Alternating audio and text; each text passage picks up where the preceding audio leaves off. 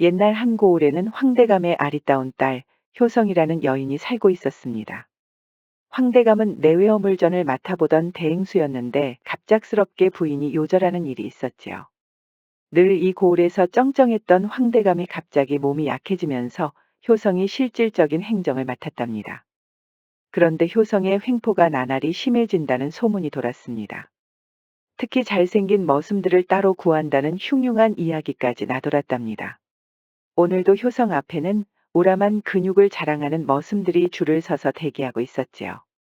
효성이 미소를 지으며 손짓하자 한 명씩 나와 우통을 벗는 것이 아니겠어요.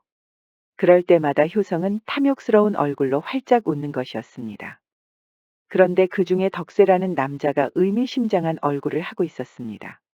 꼭 옷을 벗어야 합니까? 그러자 효성의 여종, 미연이 쏘아붙이는 것이었지요. 여기가 어디라고 감히 벗기 싫으면 어서 꺼지거라. 효성은 호기심 가득한 얼굴로 덕세를 바라보았습니다. 내 밑으로 들어오려면 그 어떤 머슴들보다 건강해야 한다. 이 과정이 싫다면 내가 떠나면 되는 것이다. 미연은 피식하고 웃었지요. 사실 미연도 몸매 좋은 머슴들 구경하는 재미에 푹 빠져 있던 것이었습니다. 덕세는 어쩔 수 없이 우통을 벗었습니다. 그런데 그때 옆에 있던 머슴이 칼을 뽑는 것이었습니다.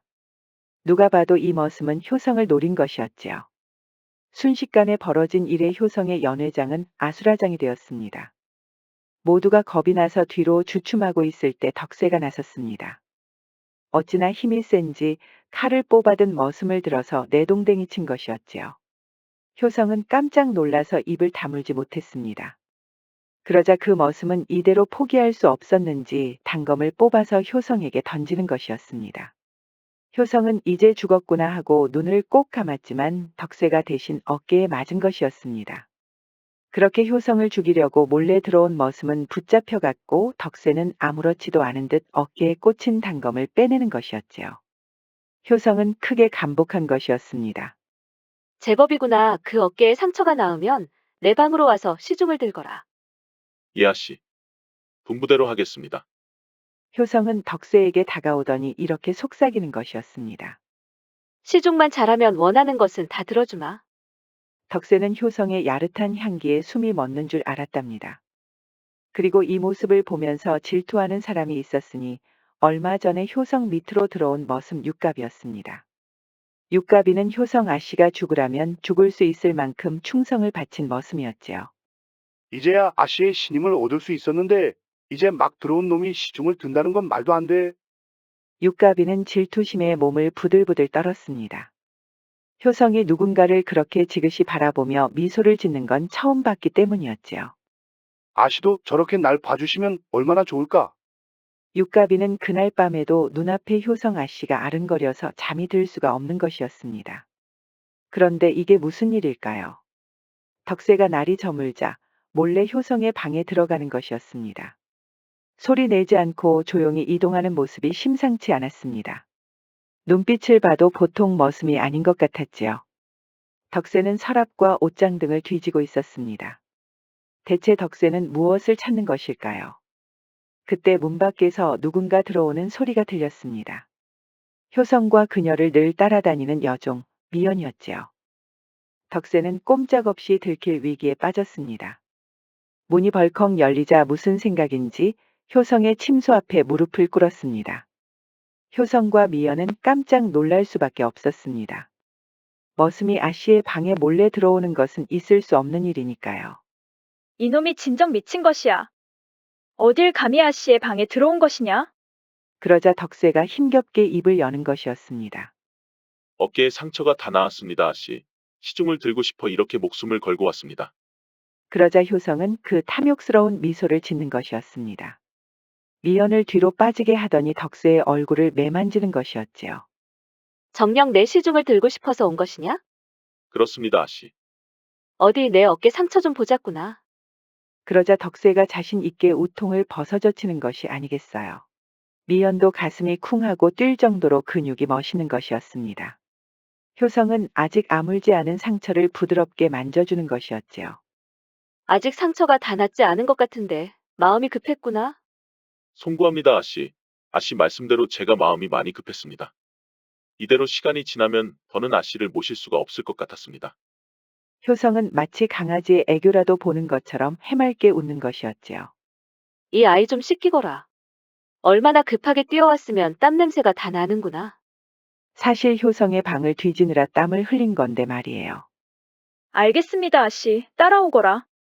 미연은 못마땅했습니다. 지금 효성의 곁을 지키는 머슴들은 하나같이 잘 보이려고 노력을 했답니다. 특히 육가비는 매일 효성의 방 앞에 무릎을 꿇고 하소연을 할 정도였지요. 그런데 이제 막 들어온 덕세가 벌써 시중을 들다니 있어서는 안 될 일이었습니다. 그렇게 덕세는 따뜻한 물에 기분 좋게 몸을 씻고는 효성의 침소 앞에서 기다리고 있었습니다.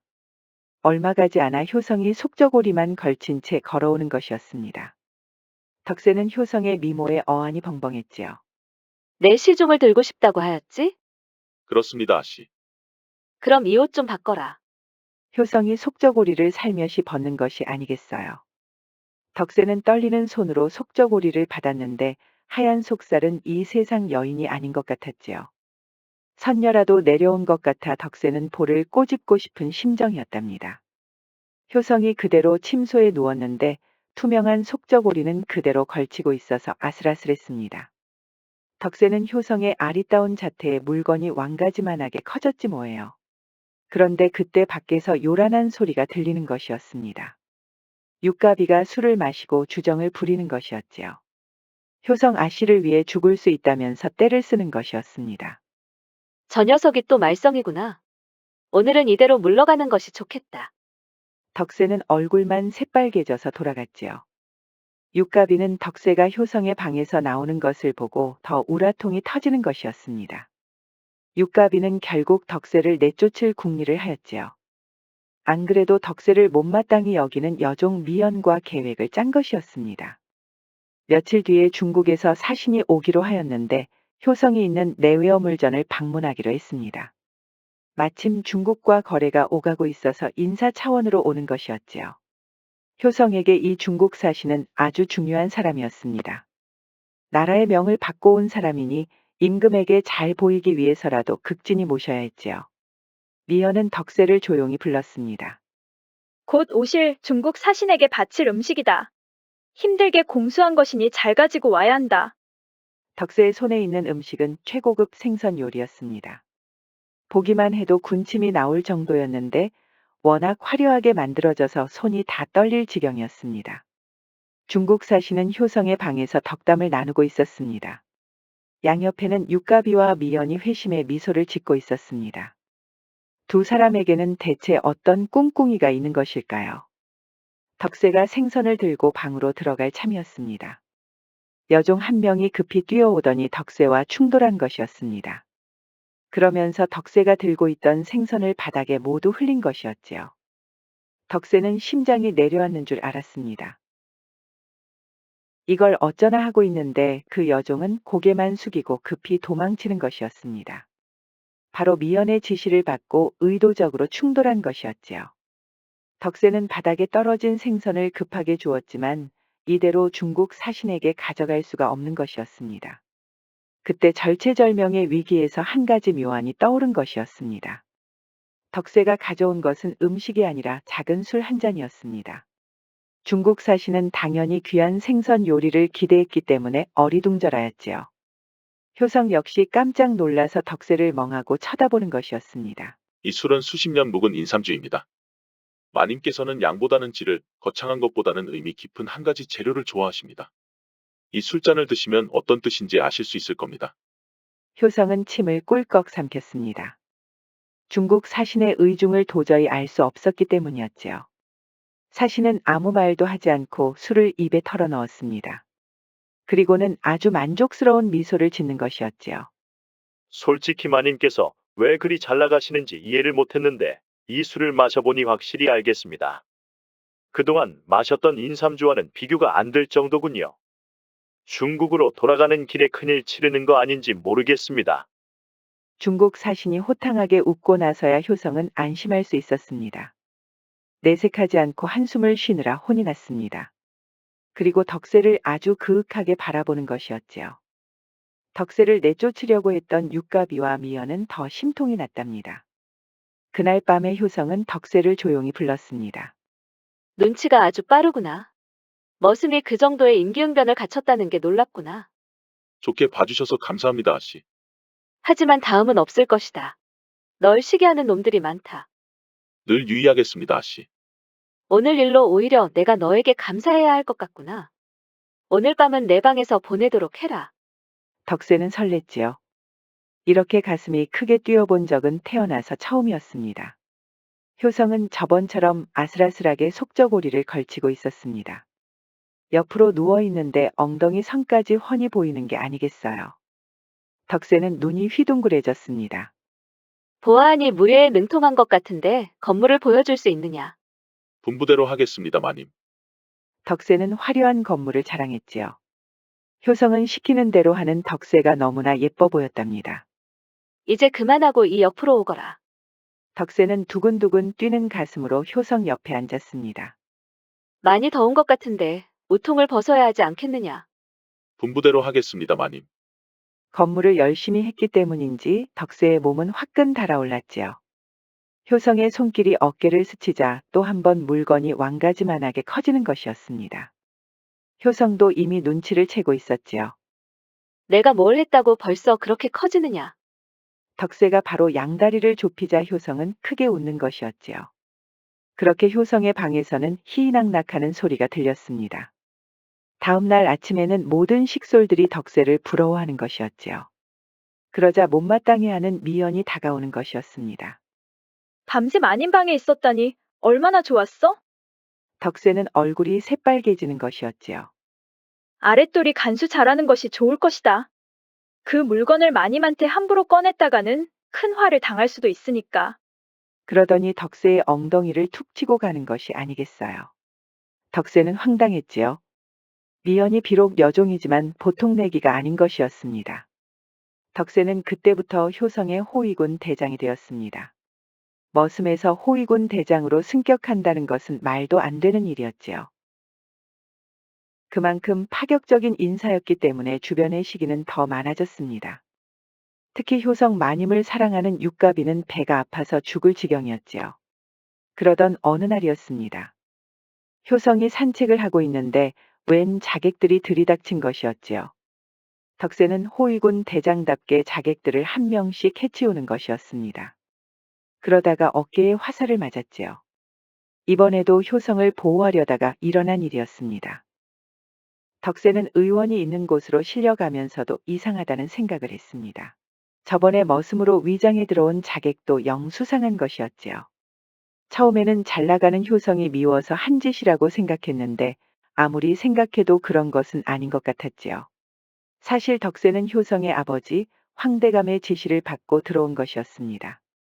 내가 몸이 약해져서 딸에게 내외어 물전에 대행수를 맡기긴 하였는데 요즘 공금을 횡령한다는 소문이 돌고 있다. 내가 기운만 차린다면 직접 알아볼 수 있겠으나 지금으로는 무리구나. 그러니 내가 머슴으로 위장해서 들어가 직접 그 증자를 찾아보거라. 덕세는 황대감 밑에서 훈련받은 호위군이었습니다. 무예가 능통한 이유가 다 있는 것이었지요. 덕세가 효성의 방에 몰래 들어간 것도 그 증거를 찾기 위한 것이었습니다. 장부를 찾아보면 횡령한 증거가 나올 테니까요. 얼마 전에는 영의정이 직접 황대감을 찾아와 이런 말까지 하였습니다. 효성 대행수의 횡포가 나날이 심해지고 있어. 공금 횡령도 문제지만 구일미에도 손을 댔다는 얘기까지 떠돌고 있는데 이를 어찌하면 좋겠습니까? 그거 참 문제로군요. 아무래도 제가 여식의 능력을 과대평가한 것 같습니다.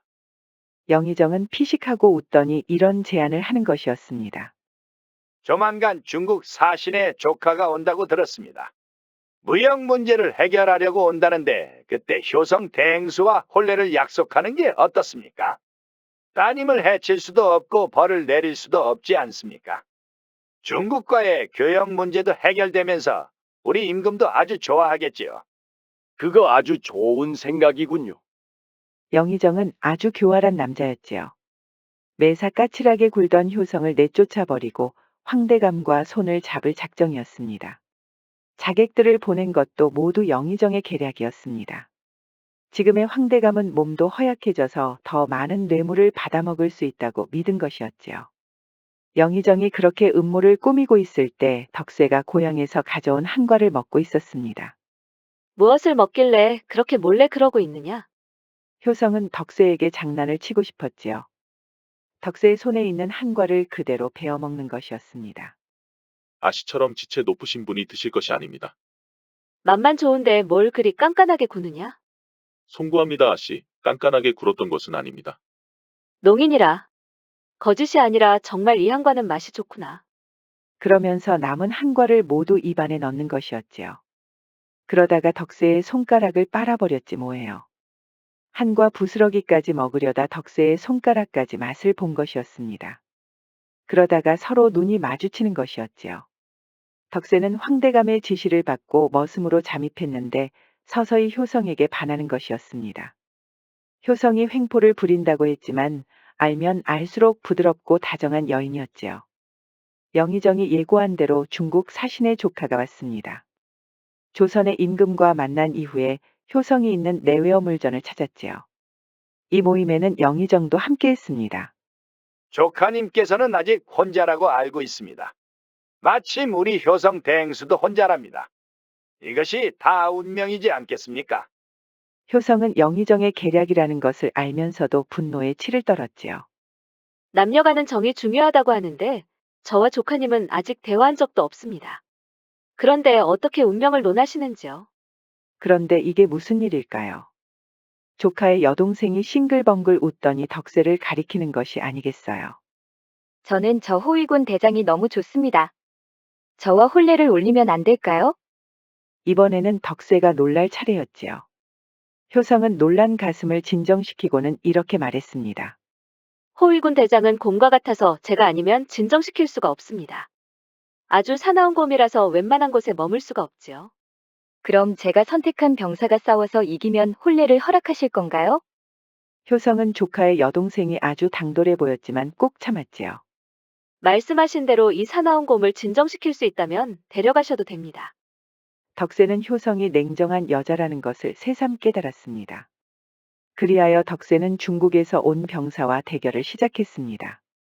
중국 병사의 무예는 뛰어났지만 역시 덕세는 당해낼 수가 없었지요. 결국 덕세가 승리했고 조카의 여동생은 삐친 얼굴을 하고 돌아갔습니다. 이 모습을 안타깝게 지켜본 사람이 있었으니 역시나 효성 아씨만 바라보는 육갑이었습니다. 육갑이는 은밀히 조카의 여동생을 찾아갔습니다. 덕세를 데려갈 방법이 있습니다. 제가 시키는 대로만 하면 내일 해가 떴을 때 덕세를 끌고 가실 수 있습니다. 육갑이는 덕세가 마시는 차에 몰래 약을 탔습니다. 힘을 못 쓰는 약물이었지요. 방으로 돌아온 덕세는 힘이 빠지면서 픽하고 쓰러진 것이었습니다. 워낙 건강한 덕분에 기절은 하지 않고 땀만 뻘뻘 흘리고 있었지요. 그때 중국에서 온 시녀가 덕세의 방 주변에서 기웃거리는 것이었습니다. 몰래 방문을 열려고 하는 그때 효성이한테 딱 걸린 것이었지요. 거기 누군데 덕세의 방을 몰래 훔쳐보는 것이냐? 시녀는 발에 불이 난 것처럼 도망쳐 버렸습니다. 효성은 호위군들을 시켜서 시녀를 따라가게 했지요. 그리고는 덕세가 기절 직전이라는 것을 알았습니다. 덕세야, 너 왜 이러느냐? 옆에는 덕세가 마신 찻잔이 떨어져 있었습니다. 뭔가 이상하다고 느낀 그때 밖에서 중국 사신 조카의 여동생을 데리고 오는 육가비의 목소리가 들렸습니다. 제가 분명히 들었습니다. 덕세 이놈이 글쎄 중국에서 온 시녀와 한 방에 있다는 것입니다. 그제야 효성은 이 모든 것이 육가비의 계획이라는 것을 눈치챘지요. 그런데 이 일을 어떻게 할까요? 조금 있으면 육가비가 조카의 여동생을 데리고 이곳을 급습할 텐데 말이에요. 문이 벌컥 열리자 효성은 저고리를 화려하게 벗더니 덕세를 끌어안는 것이었습니다.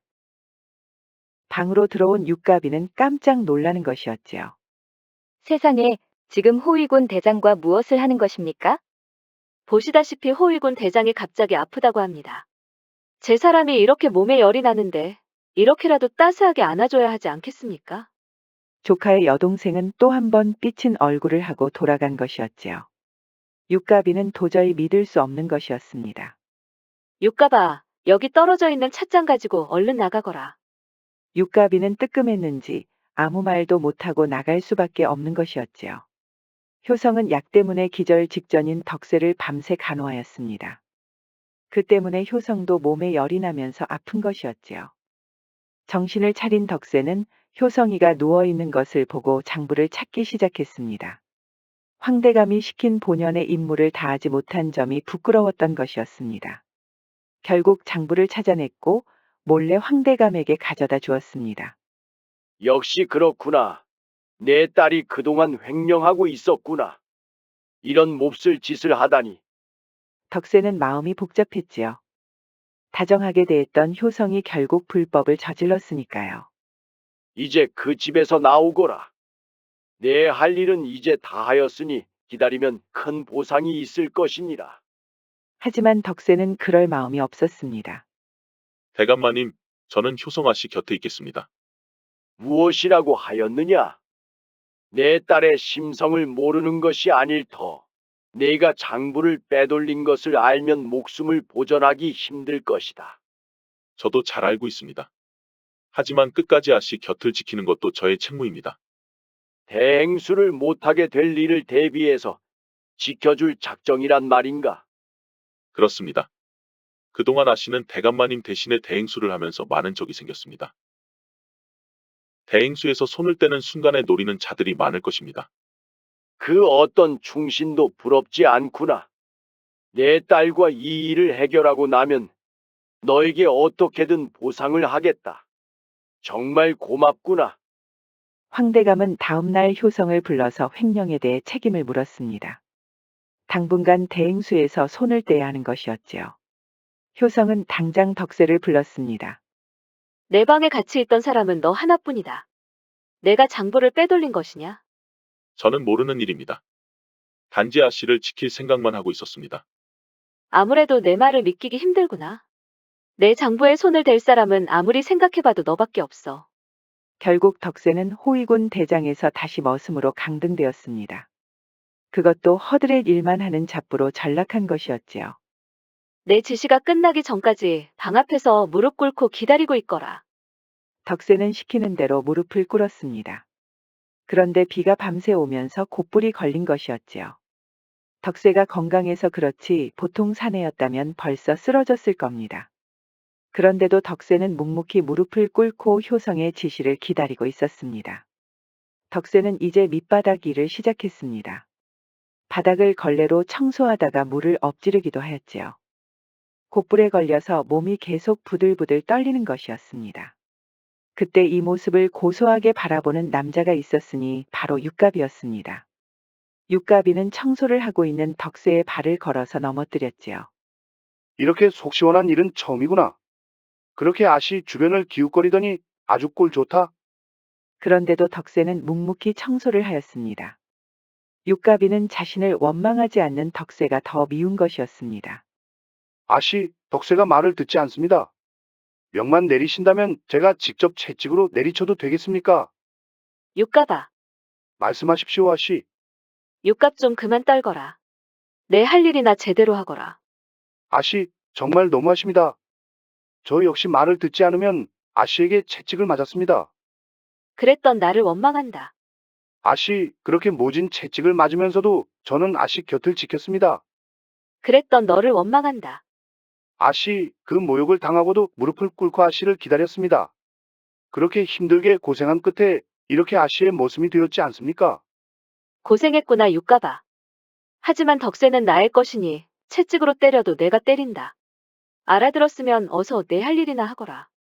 육갑이는 화가 나서 당장 덕세에게 달려갔습니다. 채찍을 휘두르자 덕세가 그 묵직한 팔뚝으로 막는 것이었지요. 이게 무슨 짓인가? 모르고 하는 소리냐? 이게 다 아씨의 명이니라. 감히 장부에 손을 댄 주제에 뭐가 이리 당당하단 말이야. 덕세는 천천히 팔을 내리는 것이었지요. 육갑이 말한 대로 잠깐 당당했던 자신이 부끄러운 것이었습니다. 그렇게 채찍으로 때리려고 하는데 효성이 나타났습니다.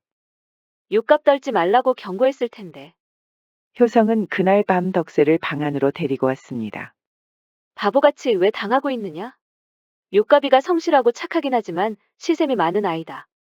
강하게 나가야 아무 소리도 못한다. 송구합니다, 아씨. 곧불에 걸렸으면 약이라도 지어 먹어야지. 미련하구나. 이제 다 나았습니다, 아씨. 10년을 끼쳐드려서 송구합니다.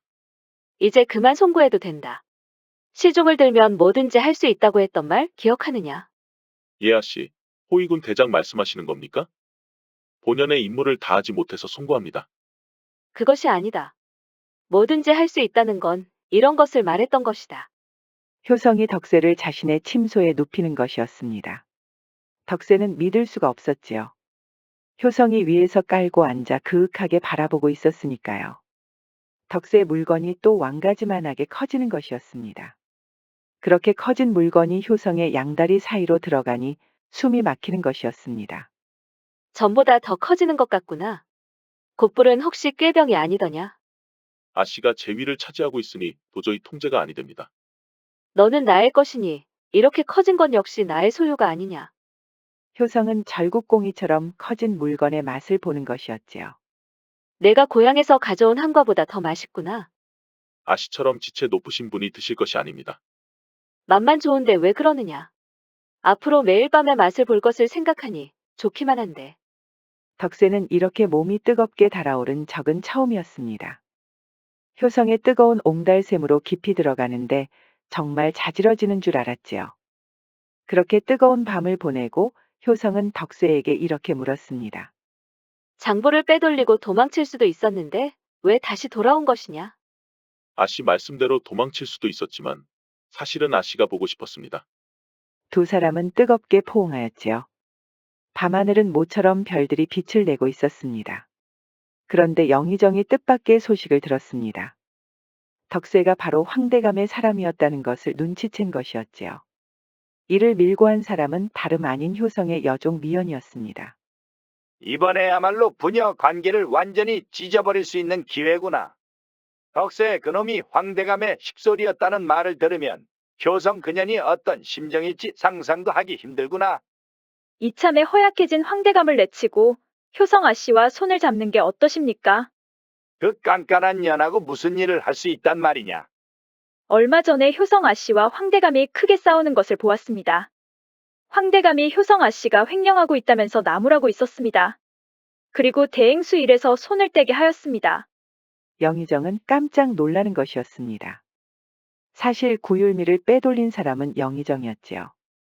효성이 공금에 손을 댄 것도 모자라서 구율미를 운송한 장군까지 죽였다는 일은 정말 뜻밖이었습니다. 영의정이 그 장군에게 누명을 씌웠으니 효성이 사업 파트너로 보였지요. 그거 참 인연이라는 것이 신기하구나. 이 정도라면 손을 잡아도 되겠구나. 그 장군 녀석은 안 그래도 깐깐해서 죽이고 싶었는데 효성 그년이 죽였다니 생각보다 아주 무서운 년이로구먼. 그리하여 영의정은 조용히 효성을 불러서 덕세의 정체를 알려주었지요. 효성은 뒤통수를 맞은 기분이었답니다. 황대감에게 장부를 가져다 준 것부터 수상했는데 결국 아버지에게 지시를 받고 머슴으로 위장한 것이었습니다. 효성은 덕세를 불러서 호통을 쳤습니다. 역시 천한 것들은 상대하면 안 된다니까. 덕세는 충격을 받았지요. 늘 다정했던 효성의 입에서 이런 말이 나올 줄은 몰랐으니까요. 이번에야말로 너는 내 채찍을 맞아야 할 것 같구나. 효성은 덕세의 우통을 벗겨서 채찍을 때렸지요. 그것도 부족해서 멍석마리까지 한 것이었습니다. 그렇게 덕세는 만신창이가 돼서 쫓겨났지요. 그 소식을 들은 영의정은 승리라도 한 것처럼 크게 웃었습니다. 이제 효성 그년이 날 찾아올 일만 남은 것인가. 예상한 대로 효성이 영의정을 찾아왔습니다. 아예 황대감을 독살시키자는 것이었지요. 아니야 씨. 아무리 그래도 그렇지. 아버님을 독살하자는 말을 그렇게 함부로 하십니까? 이대로 가면 저는 이제 대행수 일을 하지 못합니다. 이렇게 사느니 차라리 제가 아예 그 자리를 차지해야겠습니다.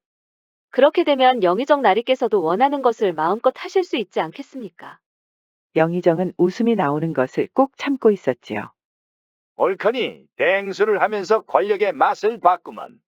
이제야 부녀 관계를 이간질한 보람이 있구나.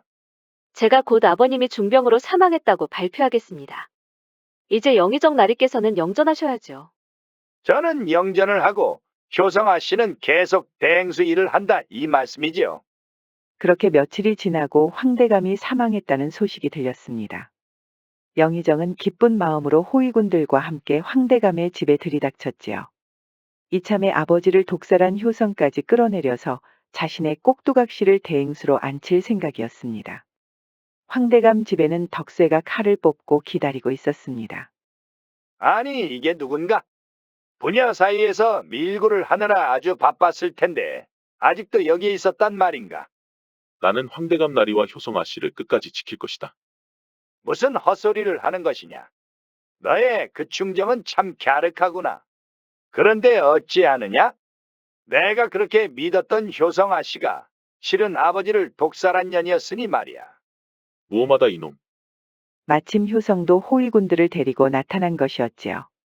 영의정 옆에 딱 붙어서 황대감 집을 급습하려는 것이었습니다. 때마침 잘 오셨습니다, 아씨. 여기 배신자를 어떻게 처리할까요? 그런데 이게 무슨 일일까요? 효성이 칼을 뽑아서 영의정 목에 들이대는 것이 아니겠어요. 누가 배신자래? 영의정은 효성의 반격에도 놀랐지만 뒤이어 황대감이 나타나자 더 놀랐답니다. 그제야 영의정은 부녀에게 완벽히 속았다는 것을 깨달았지요. 그리고 효성의 호위군들 중에는 구율미를 운송했던 장군도 있었습니다. 장군은 사실 죽은 것이 아니라 효성 밑으로 들어와서 복수할 기회를 엿보고 있었습니다. 이놈들이 감히 날 속였단 말이냐? 누가 누구를 속였다는 것이요? 이어서 영의정에게 밀고를 했던 여종 미연이 붙잡혀온 것이었습니다. 그동안 저를 감시하느라 많이 바쁘신 것 같은데 말입니다. 그리고 이 모습을 분노하며 지켜본 사람이 있었으니 바로 효성의 머슴 육갑이었습니다. 육갑이가 직접 여종 미연을 끌고 온 것이었지요. 아씨 곁에 이렇게 배신자들이 많았다니 믿음직스러운 사람은 역시 저뿐입니다. 안 그렇습니까, 아씨? 육갑아, 네, 아씨, 말씀하십시오. 육갑은 나중에 보자꾸나. 그제야 육갑은 진정을 하고 입을 다물었답니다. 그렇게 영의정은 관가로 끌려가서 대가를 치러야 했습니다. 내외어물전을 호시탐탐 노렸다는 점과 그동안 구율미를 빼돌린 것에 대한 죄를 물은 것이었지요. 효성은 사실 아버지 황대감과 함께 사이가 안 좋은 것처럼 연기를 한 것이었습니다. 부녀를 노리는 영의정의 비리를 눈치채고 그 증거를 찾기 위한 것이었지요. 효성이 덕세를 채찍으로 내리친 그날도 일부러 몸이 상하지 않게 조심스럽게 다룬 것이었습니다. 몸이 좋은 덕세는 효성의 의중을 금방 알아차릴 수 있었지요. 그리하여 덕세는 다시 효성의 곁에 돌아왔습니다. 내가 채찍으로 때려서 많이 서운했느냐? 아닙니다 아씨. 힘을 조절하여 때리실 때 저의 단련된 몸을 간파하셨다는 것을 알았습니다. 역시 아씨는 대단한 분이십니다. 그러자 효성이 덕세의 얼굴을 어루만지는 것이었지요. 그러니까 내 몸은 이제 내 것이니라. 그렇게 두 사람은 뜨거운 입맞춤을 나눈 것이었지요.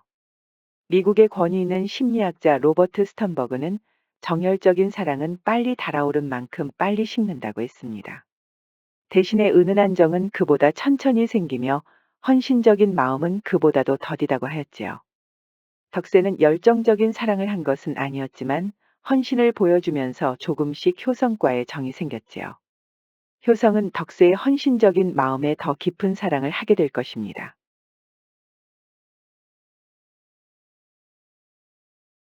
옛날 조선시대에는 반대파의 끊임없는 견제를 받았던 영의정 강씨가 있었습니다.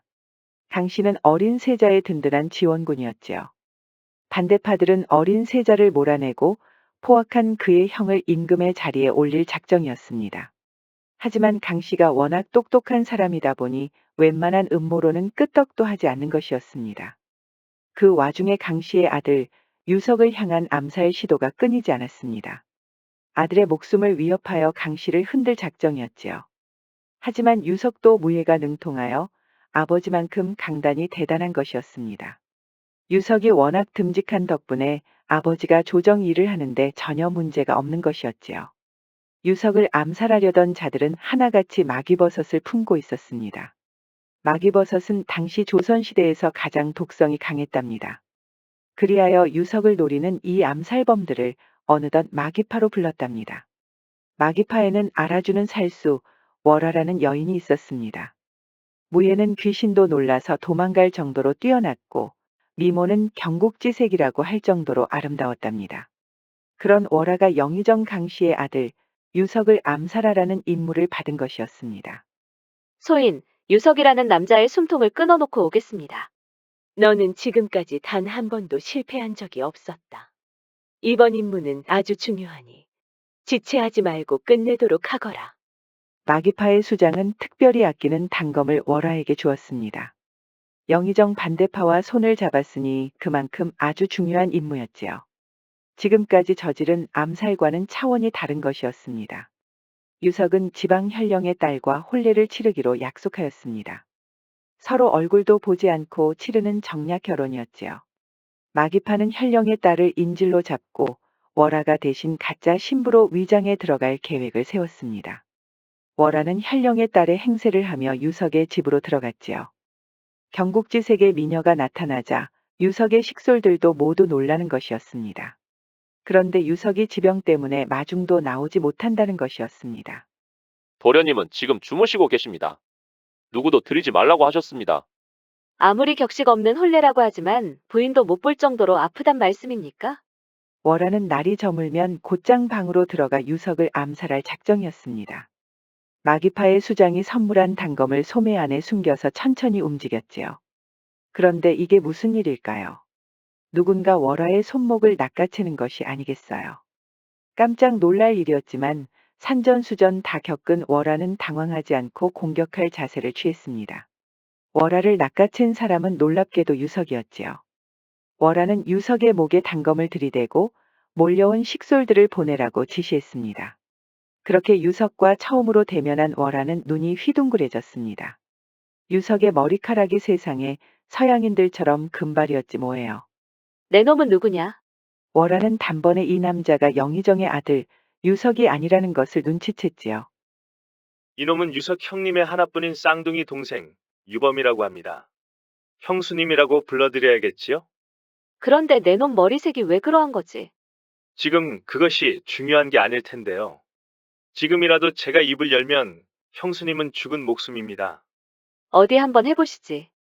월화는 다시 한번 유범이라는 남자의 목에 단검을 들이댔습니다. 그럴 작정이었다면 내 말에 순순히 따르지 않았겠지. 식솔들을 보내면서까지 내가 우습게 보이더냐. 유범은 키득키득 웃고 있었습니다. 성품이 온화하다는 형과는 완전히 딴판이었지요. 그러는 형수님께서는 무슨 작정으로 그 흉한 것을 들고 오셨습니까? 월화는 이럴 시간이 없었지요. 마기파의 수장과 약속을 지키려면 지금이라도 쌍둥이 형제를 제거해야 했습니다. 월화는 유범을 밀어서 침소에 눕혔습니다. 유범은 당황하지 않고 희열을 느끼는 중이었지요. 아름다운 형수님께서 이렇게 해주시니 뭐라고 감사의 말씀을 드려야 할지 모르겠습니다. 닥쳐라 이놈. 지금 저를 죽이시면 이 집안의 모든 식솔들이 들이닥칠 겁니다. 저에게 그만한 무예가 없다고 생각하신다면 큰 오산이십니다. 월화는 솔직히 자신이 없었습니다. 유범이라는 남자와 잠깐 부딪히면서 무예가 만만치 않다는 것을 직감할 수 있었지요. 형수님이 저를 깔고 앉으셨으니 다음에는 저희 차례가 되겠습니다. 월화가 발끈하자 유범은 광대처럼 웃으며 도망가는 것이었습니다. 월화는 영의정 강씨에게 저런 아들이 있었다는 건 듣지 못했지요. 숨겨진 아들이 있었다니. 게다가 저 심상치 않은 무예는 또 무엇이란 말인가. 대체 영의정 집안에서는 무슨 일이 있었던 걸까요? 월화는 다음날 늦은 밤에 유석의 방으로 갔습니다. 도련님은 피곤하셔서 누워 계십니다. 오늘도 아무도 들이지 말라고 하셨습니다. 아무리 그래도 그렇지. 신혼 첫날 밤도 같이 보내지 못했는데 인사도 드리지 못한다는 말이오? 그러자 유석의 방에서 나긋나긋한 목소리가 들리는 것이었지요. 유석이 월화를 방으로 들이라는 것이었습니다. 월화는 검은색 머리의 유석과 마주했습니다. 어젯밤에 봤던 유범은 어떻게 금발의 머리를 하고 있는 것일까요? 미안하오 부인. 몸이 워낙 좋지 않다 보니 독수 공방할 일만 생겼으니 어쩌면 좋소. 서방님과 단둘이 있고 싶습니다. 유석의 호위군 대장은 잠시 눈치를 보더니 방을 나갔습니다. 이제 곧장 단검을 빼고 달려들어서 유석을 암살하면 되는 일이었지요. 유석의 몸도 좋지 않으니 지금까지 암살한 그 어떤 사람보다 쉬울 것이었습니다. 그런데 이게 무슨 일일까요? 유석이 몸을 피하면서 월아가 침소에 놓은 꼴이 됐지 뭐예요. 늘 실수하지 않고 암살을 했던 월아는 크게 당황하였습니다. 이런, 내가 쏘갔구나. 역시 유석, 이놈은 아픈 척 연기를 하고 있었어. 미안하오 부인. 갑자기 그렇게 달려들면 내가 감당하기가 힘들구려. 이 능청스러운 놈 같으니. 월아는 단검을 소매 안으로 급히 숨겼습니다. 유석이 암살을 눈치챈 건지 확신할 수가 없었지요. 부인, 첫날 밤을 혼자 보내게 해서 미안하오. 오늘 그 한을 풀어드리겠소. 월아는 뜻밖의 잠자리를 할 것 같아서 또 한 번 당황했지 뭐예요. 유석의 물건이 절곡공이처럼 커지니 몸이 뜨겁게 달아오르는 것이었습니다. 내가 뭘 했다고 이렇게 커지시는 겁니까? 부인이 그렇게 달려드는데 어찌 사내가 가만히 있을 수 있겠소. 월아는 유석의 손길을 뿌리치고 다시 단검을 빼려고 하였습니다. 하지만 유석의 힘도 만만치 않았습니다. 월아의 손목을 잡고 침소 위에 눕혀버리는 것이었습니다. 몸이 많이 아프다고 하시더니 다 꾀병이었단 말씀입니까? 부인을 보니 아프던 몸이 거짓말처럼 낫지 뭐요. 유석의 물건이 왕가지에 그것처럼 커졌으니 이제 아프지 않은 건 확실한 것 같지요. 그런데 밖에서는 월아의 신음소리가 크게 들리는 것이었습니다. 식솔들이 몰려와서 월아의 신음소리를 들으며 흥분하는 것이었지요. 이게 뭐하는 짓들인가? 어서들 가서 일들 보게. 유석의 호위군 대장은 식솔들을 그렇게 내쫓아 놓고는 곧바로 방문에 귀를 기울이는 것이었습니다. 서방님, 이러시면 아니 되옵니다. 너무 아프지 않습니까? 자꾸 커지는데 어쩌란 말이오. 유석의 호위군 대장은 들릴까봐 입을 가리고 웃고 있었지요. 도련님 힘이 여전히 왕성하시구먼. 저러다 사람 잡겠네. 월아는 유석에게 완전히 당한 것 같아서 화가 났습니다. 자신의 무예를 이렇게 가지고 놀다니 있을 수 없는 일이었지요. 그런데 더 황당한 일이 벌어졌습니다. 이왕 이렇게 된 거 어쩔 수가 없구나. 내 몸으로 유석의 후손을 낳거라. 씨를 낳으면 유석도 마음이 약해질 테고 그럼 영의정도 직접 후손을 보러 올 것이 아니냐. 그때 여차하면 영의정의 목숨까지 노리면 되지 않겠느냐. 월아는 자존심이 상했습니다. 무예로는 안 되니 후손을 낳아서 약점을 잡으라는 뜻으로 들렸으니까요. 그리하여 월아는 마기파 수장의 지시대로 후손을 낳기로 했습니다. 그런데 유석이 워낙 관리를 잘하다 보니 후손 낳는 것도 쉽지 않았지요. 유석이 월아의 그 아리따운 자태만 탐내고 빠져나가는 것이었습니다. 그렇게 고심하고 있는 그때 유석의 쌍둥이 동생 유범이 손목을 잡고 방으로 끌고 오는 것이었습니다. 이제 보니 여인들을 낚아채는 게 낙이신가 봅니다. 이제야 아셨습니까? 형님과 관계가 아주 돈독해졌다고 들었습니다만 그 물건은 언제쯤 쓰시려고 그러십니까, 형수님? 머리색은 왜 그러한지 아직 알려주시지 않았소. 형님을 증오하는 이유가 그것과 관련이 있어? 영의정 강 씨는 사신 자격으로 서양에 다녀온 적이 있었습니다. 그곳에서 강 씨의 아내가 혼혈 조선인을 만나 사랑에 빠진 것이었지요. 강 씨 아내는 쌍둥이를 잉태하였고 희한하게도 흑발과 금발의 두 아이가 태어난 것이었습니다. 영의정 강 씨는 아내가 쌍둥이를 낳고 사망하자 지금의 유석과 유범을 키운 것이었지요. 아내의 분류는 용서할 수 없었지만 건강하게 자라는 두 아이가 믿음직스러워서 양자로 받아들인 것이었습니다. 하지만 금발로 태어난 유범은 영의정의 아들로 자랄 수가 없었답니다. 이놈의 머리 때문에 쥐새끼처럼 이렇게 갇혀 살고 있습니다. 그래서 내가 대신 형님을 죽여주기라도 바라는 것이오. 유범은 버섯을 꺼내며 이렇게 말하는 것이었습니다. 날이 저물수록 월아는 놀랐지만 자연스럽게 이렇게 대답했지요. 향이 짙어진다. 날이 저물수록 향이 짙어진다는 바로 마귀파의 암호였습니다. 마귀파의 수장이 미리 밀정을 보냈다고 일러둔 적이 있었지요. 내가 이를 그르칠 것을 대비해서 밀정을 심었다. 밀정이 날이 저물수록이라고 말하면 너는 향이 짙어진다라고 말하면 알아볼 것이다. 월아는 기가 막혔습니다. 결국 유범은 형님을 죽이고 영의정의 아들 자리를 차지할 생각이었으니까요. 그래서 영의정 반대파와 손을 잡은 마귀파와 내통을 하고 있던 것이었습니다. 그런 머리색으로 어떻게 영의정 아드님 노릇을 한단 말이오? 그건 제가 알아서 할 일이고 마기파 수장 만남을 주선해 주셨으면 합니다. 어느 누구도 수장님을 만날 수 없습니다. 저도 신중한 사람입니다, 형수님. 마기파 수장을 만나게 해주면 모든 일이 뜻대로 될 것입니다. 지금까지 마기파라는 말만 들었지 그 실체를 목격한 사람은 없지 않습니까? 모든 일이 뜻대로 된다는 건 형님뿐만 아니라 당신 아버지까지 죽이겠다는 것이오. 그걸 바라고 이러는 것이 아닙니까? 월화는 유범의 악랄한 계획에 치가 떨렸습니다. 지금이라도 유범을 죽이고 마기파 수장과 새로운 판을 짜는 것이 나을 것 같았지요. 월화가 씩 하고 웃더니 유범을 침소에 강제로 눕히는 것이었습니다. 지금 너와 잠자리를 하고 후손을 낳을 것이다. 형님께서 기회를 안 주시는가 보군요. 그래서 저의 씨라도 필요하시다 이겁니까? 형수님 뱃속의 아이도 금발이면 어쩌시려고요. 상관없다. 곧바로 너를 죽이고 내 잘난 형님의 약점만 쥐어잡으면 되니까. 월화는 곧장 유범의 아랫도리를 벗기는 것이었습니다.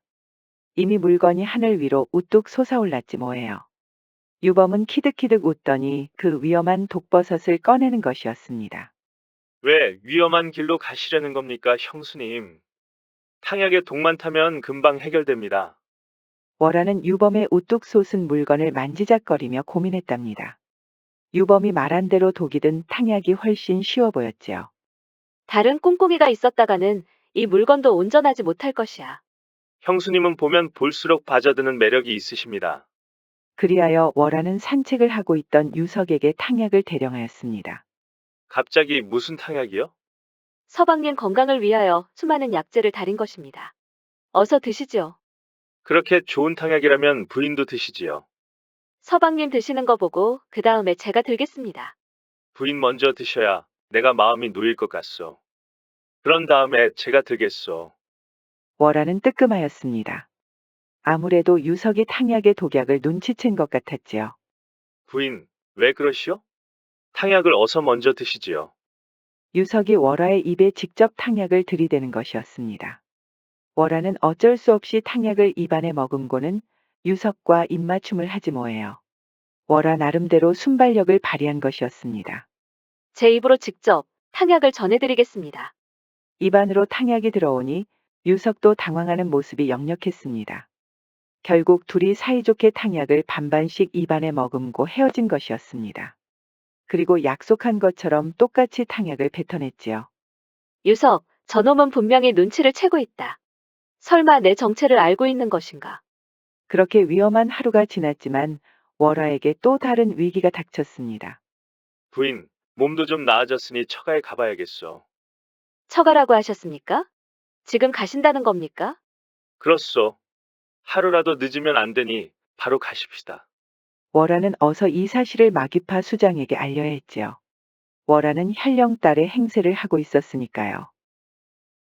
현령의 딸은 마기파가 인질로 잡고 있었지요. 월화는 미리 쪽지를 작성한 뒤에 가마 안에서 몰래 밖으로 던졌답니다. 월화 주변을 지키던 마기파가 쪽지를 확인하고 바로 조치를 취하기 위한 것이었지요. 현령은 월화를 자신의 딸처럼 대할 수밖에 없었습니다. 월화는 현령과 어색하게 포옹하였지요. 그리고 그 모습을 유석이 유심히 관찰하는 것이었습니다. 이렇게 오셨는데 다 같이 사냥이라도 나가시지요.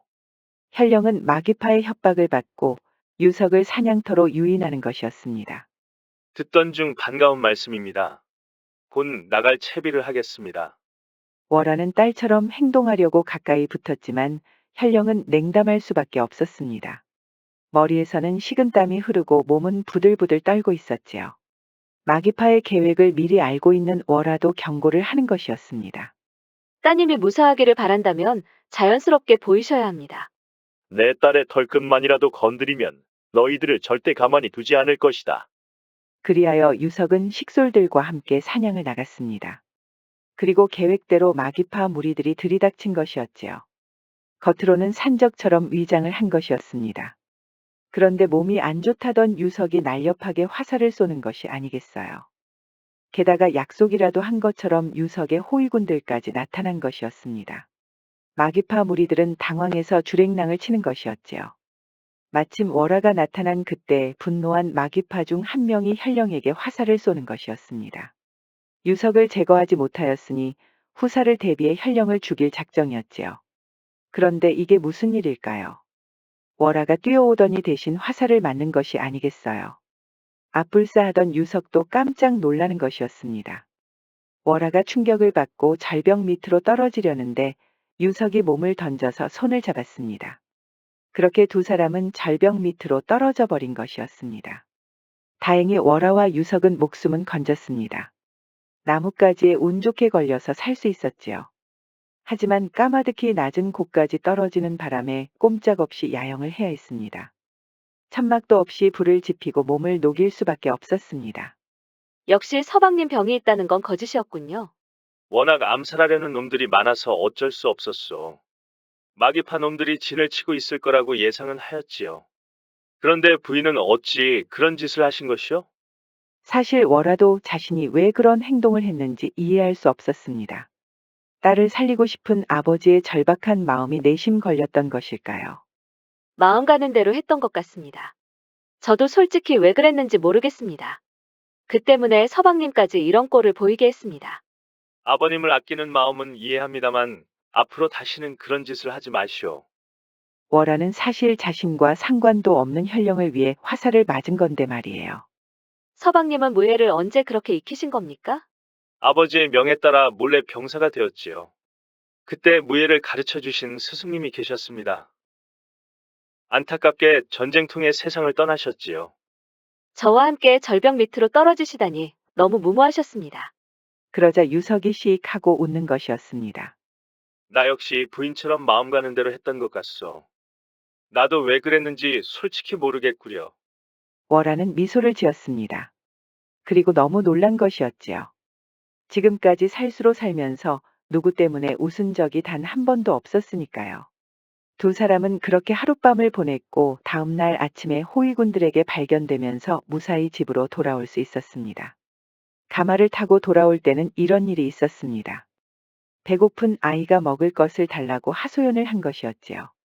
불쌍하게도 상인에게서 주먹밥 하나를 훔치고 달아난 것이었습니다. 그때 유석이 가마에 내려서 대신 돈을 지불한 것이었지요. 여봐라, 이 아이를 병영으로 데려가서 실컷 배불리게 먹이도록 해라. 그 모습을 지켜보던 월화는 또 한 번 미소를 지었습니다. 처음으로 감격한 월화는 갑자기 어린 동생이 떠올랐습니다. 월화는 마귀파에 들어오기 전에는 너무 가난해서 매일 굶었답니다. 어린 동생이 주먹밥 하나를 훔쳐서 준 적이 있었지요. 월화는 태어내보려고 노력했지만 흐르는 눈물을 막을 수가 없는 것이었습니다.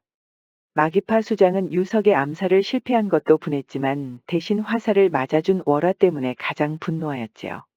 수장은 찾아온 월화에게 채찍을 휘둘렀습니다.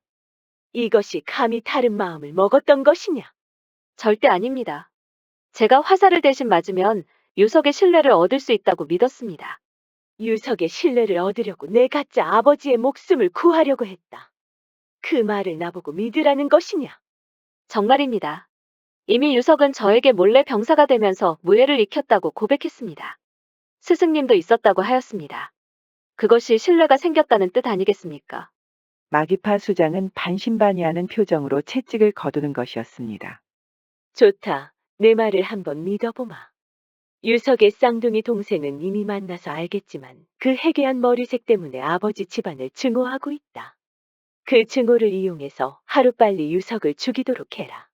그런데 유석이 다음 날 아침에 어디론가 데려가는 것이었습니다. 월화는 영문도 모른 채 따라갔다가 깜짝 놀라는 것이었지요. 여기는 부인이 묵을 새로운 집이요. 운치가 있는 곳으로 고르는데 아주 애먹었어. 왜 이런 짓을 하신 겁니까? 마음 가는 대로 하였어. 나도 잘 모르겠구려. 부인이 눈물을 흘리는 것을 봤어. 그 굶주린 아이는 지금 건강하게 자라고 있으니 염려 마시오. 월화는 또 마음이 흔들리는 것이었지요. 사랑이라는 것을 해본 적은 없지만 밤만 되면 자꾸 유석이 아른거리는 것이었습니다. 지금까지 하던 대로 암살을 하려고 했지만 낭만적인 집을 얻어주니 너무나 고마운 것이었지요. 그런데 부인 무예도 보통이 아니요. 아무리 아버님 때문이라고 하지만 화살을 대신 맞는다는 건 보통 사람이 할 일이 아니지요. 게다가 그렇게 툴툴 털고 일어선 것도 심상치가 않소. 월화는 유석이 농담을 한다는 것을 알아차렸지요. 그럼 어디 한번 저와 무예를 다뤄보시겠습니까? 옳거니 이제야 정체를 드러내시는구려. 유석은 허리춤에 있던 칼을 던져주었습니다. 월화는 씩 웃으며 유석과 칼춤을 추는 것이었지요. 칼이 부딪히는 소리가 악기의 반주처럼 부드러워서 밤하늘의 경치와 아주 잘 어울리는 것이었습니다. 게다가 반딧불까지 나타나서 두 사람 주변이 반짝이는 것이었지요. 반딧불들이 정말 예쁘구려. 월화는 유석의 몸 주변에서 오라가 보였답니다. 그만큼 유석이 너무 멋져 보였던 것이었지요. 그리고 충동적으로 유석의 입술을 훔치는 것이었습니다. 그렇게 두 사람은 방으로 들어갔고 온몸이 땀으로 범벅이 될 정도로 뜨거운 사랑을 나누는 것이었지요. 서방님, 그렇게 아프다고 하시더니 결국 저를 안으시는군요. 부인 덕분에 아주 불끈 달아오르는구려. 월화는 유석의 절곡공이처럼 커진 물건을 어루만지는 것이었습니다. 그리고 뜨거운 옹달샘 안으로 깊숙이 받아들이는 것이었지요. 이번에도 월화의 신음소리가 울려 퍼지니 밖에서 기다리던 유석의 호위군 대장이 입을 가리고 웃는 것이었습니다. 그러던 어느 날이었습니다. 월화는 영중추부사가 나타나서 깜짝 놀란 것이었습니다. 영중추부사는 세자의 숙부이자 왕대비의 오라버니였지요. 대체 저렇게 높은 벼슬의 남자가 유석의 집을 찾아온 이유가 무엇일까요? 게다가 유석은 이미 변방과 사냥터를 돌고 온다면서 전날 집을 나가고 없었답니다. 설마 유범을 만나러 온 것일까? 월화는 식솔들에게 시장으로 간다고 핑계를 대고 밖으로 나왔습니다. 그리고 몰래 유석의 집으로 들어와 영중추부사의 동태를 살피려고 하였지요. 역시 예상대로 영중추부사는 유범과 만나고 있었습니다.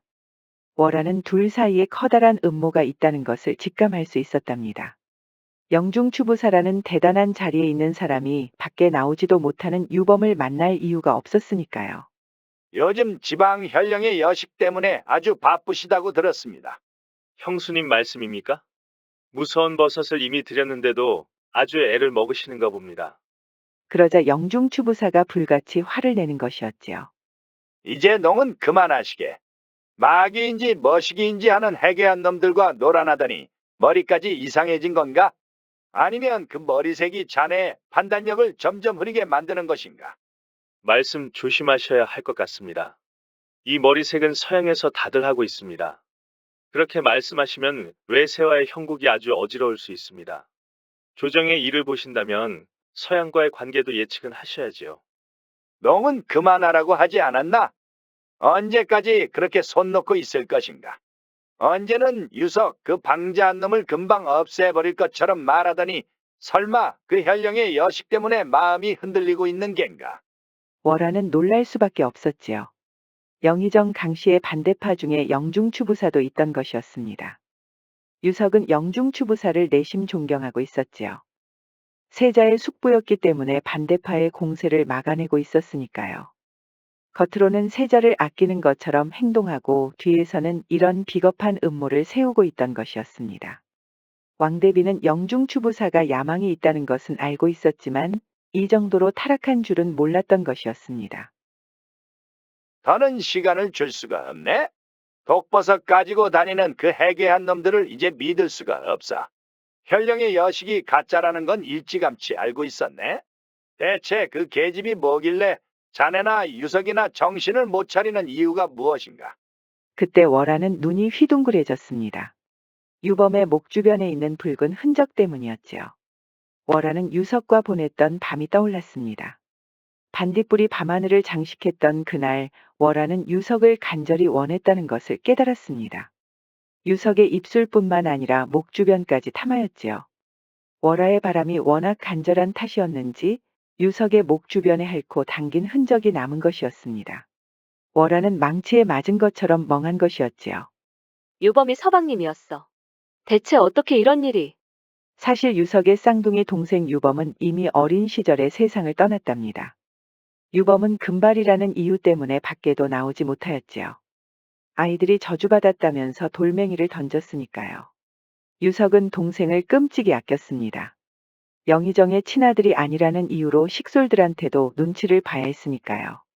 그럴 때마다 쌍둥이 형제는 방구석에 앉아 서로 위로하였습니다.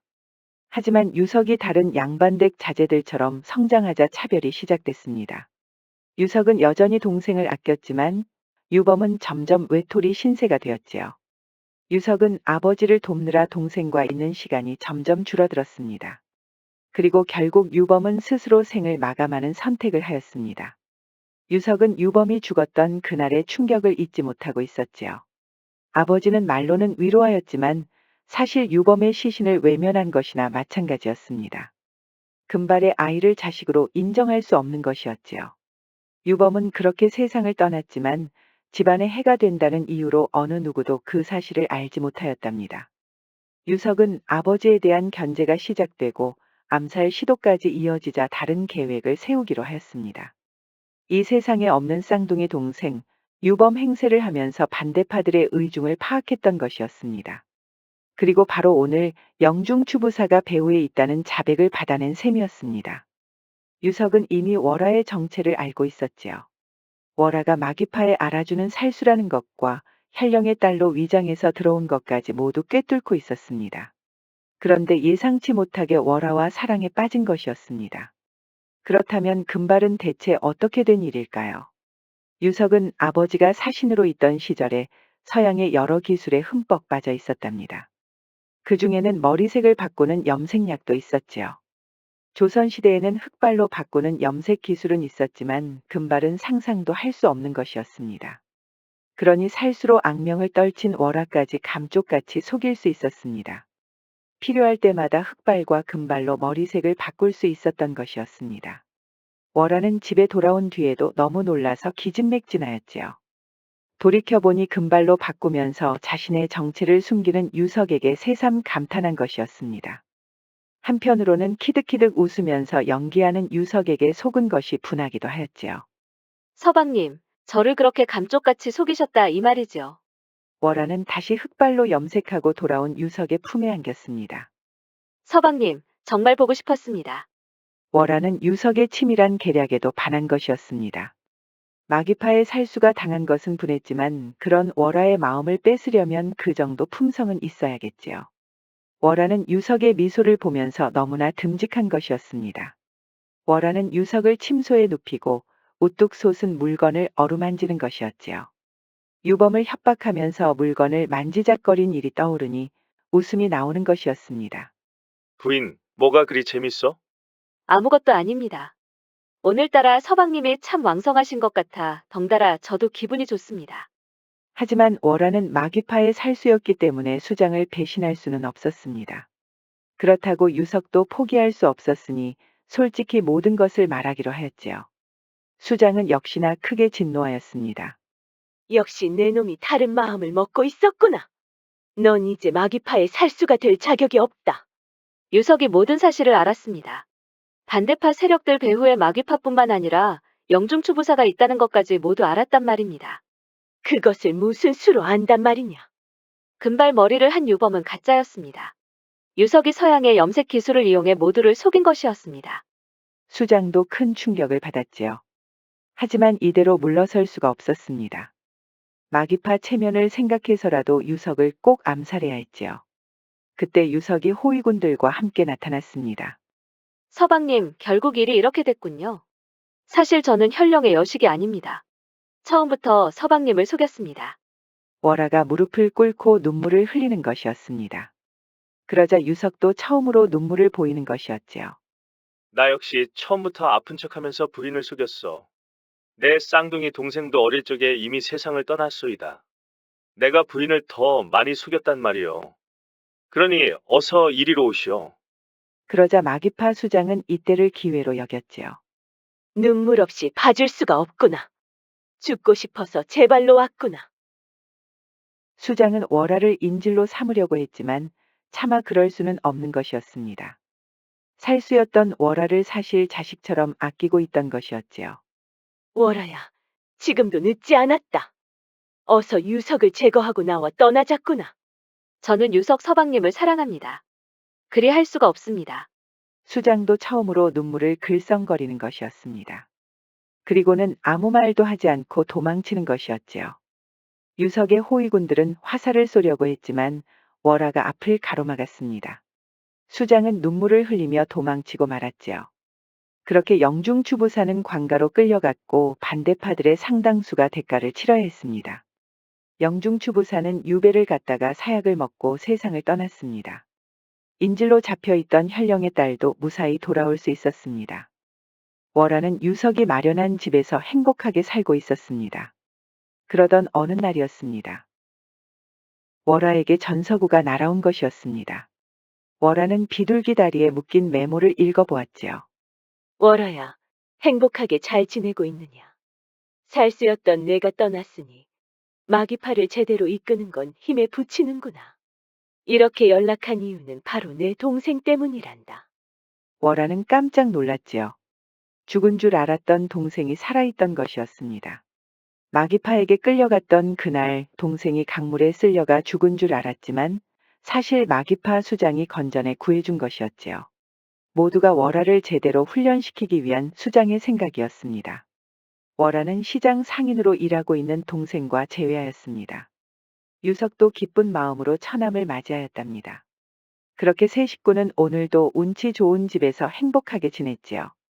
괴테는 당신이 잡을 줄만 알면 행복은 언제나 거기 있을 것이라고 말했습니다. 월화는 가난한 시절 동생을 잃고 살수로 훈련받았지요. 그러다 유석이라는 남자와 운명적으로 만났고 진짜 행복이 무엇인지 깨달았답니다.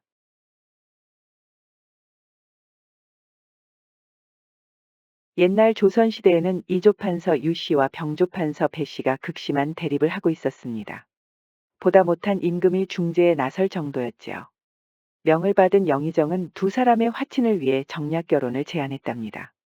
마침 병조판서의 아들 기련은 이조판서에게 어여쁜 딸 장서가 있다는 것을 알고 있었습니다. 기련은 어릴 때부터 변방을 다닌 터라 늘 왕성하고 힘이 넘쳤답니다. 소인 이조판서 대감님의 따님이라면 군소리 없이 받아들이겠나이다. 하지만 이조판서는 저 망나니 같은 남자에게 딸을 보낼 수가 없는 것이었습니다. 눈에 넣어도 아프지 않은 딸은 아직도 어린 소녀 같아서 누구에게도 보낼 수 없는 것이었지요. 하지만 영의정이 임금의 명을 받아온 터라 이러지도 저러지도 못하는 상황이었습니다. 그때 이조판서의 어여쁜 딸 장서가 등장한 것이었습니다. 그런데 무슨 이유인지 복면을 쓰고 나타난 것이었지요. 이조판서는 딸이 복면을 하고 나타났다는 게 너무 이상한 것이었습니다. 그런데 이게 무슨 일일까요? 느닷없이 장서가 허리춤에서 단검을 뽑아들고는 아버지인 이조판서를 향해 돌진하는 것이 아니겠어요. 그런데 장서의 자태가 워낙 아름다워서 모두가 암살을 시도한다는 것을 눈치채지 못한 것이었습니다. 장서에게 한눈에 반한 기련 역시 마찬가지였지요. 기련은 장서가 넘어진 줄 알고 잽싸게 손목을 낚아채는 것이었습니다. 그러면서 복면이 흘러내렸고 손에 들고 있던 단검은 소매 안으로 급히 숨길 수 있었지요.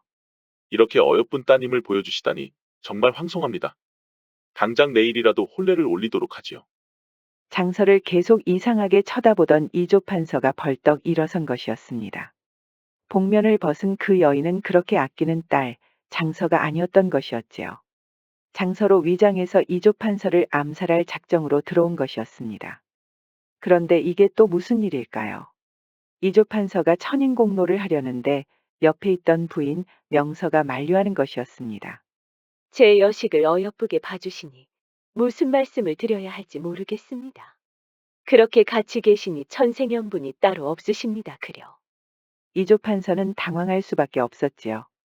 웬 여인이 암살을 위해 딸로 위장해서 몰래 들어왔는데 부인은 저 여인을 자식처럼 이야기하고 있으니 말이에요. 이조판서 부인 명서는 이렇게 속삭였습니다. 저 계집의 정체는 제가 금방 알아낼 터이니 제 뜻대로 해주시지요. 우리 가여운 딸을 시집 보내는 것보다 그게 낫지 않겠습니까? 그렇지만 어찌 딸을 가지고 속일 수가 있단 말이오.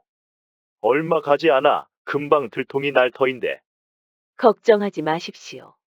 기련, 저 망나니는 곧 변방으로 떠나지 않습니까? 그때 제가 저 계집을 처리하도록 하겠습니다. 그렇게 하면 병조판서에게 책임을 물 수도 있지 않겠습니까?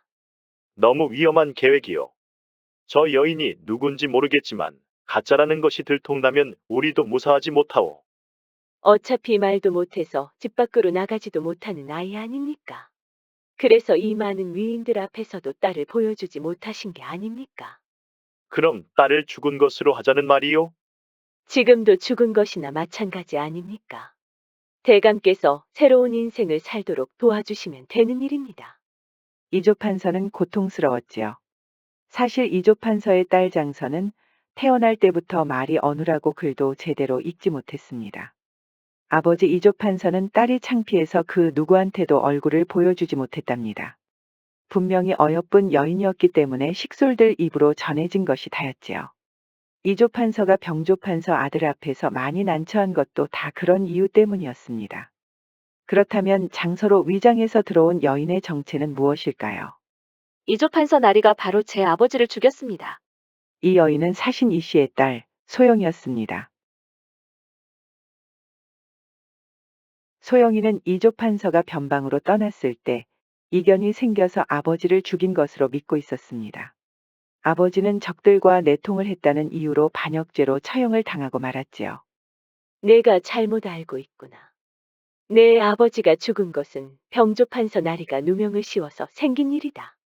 아버지와 가까운 분이 분명 이조판서 나리와 이견이 있었다고 말씀해 주셨습니다. 적들과 교류를 놓고 크게 싸우셨다고요. 그 이후에 갑자기 반역죄로 처형당하셨습니다. 이것이 우연입니까?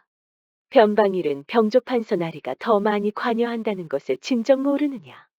이조판서 나리께서는 그런 일에 관여하지 않는다. 그러니 병조판서 아들을 따라가서 직접 증자를 찾아보거라. 제가 왜 그리해야 합니까? 내가 지금 그렇게 나올 상황이 아닐 텐데. 내가 가짜라는 것이 들통나면 시신은커녕 뼈가루도 찾기 힘들 것이다. 그러는 마님도 마찬가지 아닙니까? 저를 딸로 속여서 시집을 보내시다니 참 대단하십니다. 너도 소문을 익히 들어서 알고 있을 것이다. 내 여식은 말도 제대로 못하고 글도 읽지 못한다. 어릴 때부터 늘 손가락질을 받으며 살았지. 대감께서도 그렇지만 나 역시 저런 망나니한테 도저히 딸을 보낼 수가 없다. 제가 마님의 따님 대신 희생해야 할 이유가 무엇입니까? 기련을 따라가서 증자를 직접 찾아오거라. 그리하면 병조판서 나리도 더는 버티지 못할 터 너에게도 그만한 포상을 줄 것이다. 아버지의 억울한 죄도 씻을 수 있는 좋은 기회가 아니더냐. 소영 입장에서는 다른 선택이 없었지요. 이제 와서 가짜 딸이라고 자백하면 명서가 말한 대로 죽은 목숨이 될 것이고 도망친다고 해도 아버지의 억울함을 풀 수 없는 것이었습니다. 어찌됐든 병조판서 집을 조사할 필요도 있는 것이었지요. 그리하여 소영은 꼼짝없이 기련을 따라 변방으로 떠났습니다. 변방은 늘 떠돌아다녀야 했기 때문에 아녀자들에게는 힘든 생활이었습니다. 하지만 소영이는 달랐지요. 어릴 적부터 사신인 아버지를 따라다니느라 몸이 아주 건강한 것이었습니다. 심심할 때는 아버지의 호위군들에게 무예까지 익혀서 체력도 아주 좋았지요. 소영은 날이 저물 때까지 기다렸다가 몰래 기련의 방으로 들어갔습니다. 아버지를 죽인 증자를 찾기 위한 것이었지요. 소영이 한참 서랍을 뒤지고 있는데 기련이 인기척도 없이 들어왔습니다. 깜짝 놀란 소영은 발에 불이 나게 달아났고 기련은 침입자를 수색한다면서 병사들을 모았습니다. 방으로 돌아온 소영은 속저고리로 빨리 갈아입으려고 했지만 기련이 급하게 들어오느라 수습을 못하는 상황이었지요. 그때 여종 한 명이 기련 앞에 넘어지면서 시간을 끌어주는 것이 아니겠어요. 덕분에 소영은 속저고리로 갈아입으면서 위기를 넘겼습니다. 부인, 혹시 누구 지나가는 소리라도 듣지 못하였소? 전 아무것도 듣지 못했습니다만 하지만 이제 변방에서 잔뼈가 굵은 기련을 속일 수 없는 것이었습니다. 기련은 눈치를 채고 소영의 머리에 손을 얹는 것이었지요. 머리에 열이 나고 땀도 나는데 뜀박질이라도 하고 온 게요. 그럴 리가요. 변방을 다니느라 곧불이라도 걸린 게 아닐지. 소영은 일부러 연약한 척 보이려고 기침을 하였습니다. 기련은 피식하고 웃음만 나왔지요. 어디 언제까지 그렇게 연기를 하는지 두고 보자. 무슨 꿍꿍이를 벌이고 있는지 금방 알아낼 테니까. 기련도 소영의 속셈을 파악하고 은밀히 관찰하고 있었답니다. 이튿날에는 소영을 도와준 여종이 조심히 다가왔습니다. 저는 명서 마님이 보낸 미호라고 합니다. 기련 도련님 방에서 뭐라도 찾았습니까? 사실 소영은 기련방에서 작은 상자 하나를 발견했습니다. 그 안에 단서가 있다면 좋겠지만 확신은 할 수 없었지요. 찾기도 전에 들킬 뻔했어. 그런데 미호는 여기에 어떻게 온 거야? 원래부터 명서 마님의 식솔이었나? 저에 대해 아실 필요는 없습니다. 기련 도련님한테 뭐라도 찾은 게 있다면 저에게 즉시 말씀하십시오. 소영의 아버지는 중국과 일본을 드나들었던 사신이었습니다. 지금 상황이 별로 좋지는 않지만 그래도 사신의 딸이었기 때문에 미호의 강압적인 태도가 그리 기분 좋을 리가 없는 것이었습니다. 그리고 명서 마님이 말씀하시기를 본인의 신분을 꼭 인지하라 하셨습니다. 흥.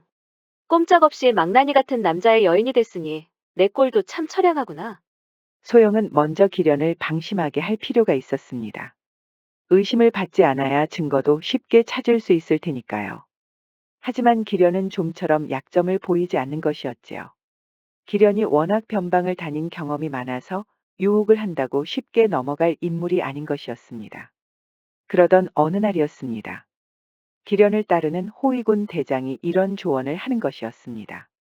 도련님, 마님과 이렇게 계속 불편한 사이로 보이시면 호위군들이나 신하들 보기가 좋지 않습니다.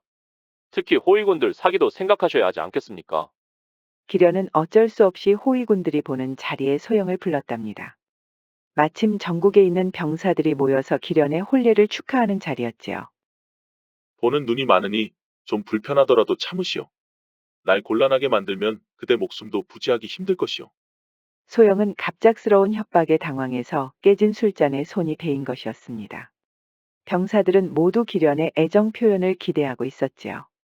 기련은 어쩔 수 없이 소영의 손가락에 약을 발라주고 호하면서 입김도 불어주었습니다. 소영은 그제야 기련을 유혹하겠다고 다짐했습니다. 기련을 방심하게 하는 방법은 결국 유혹밖에 없다고 믿었지요.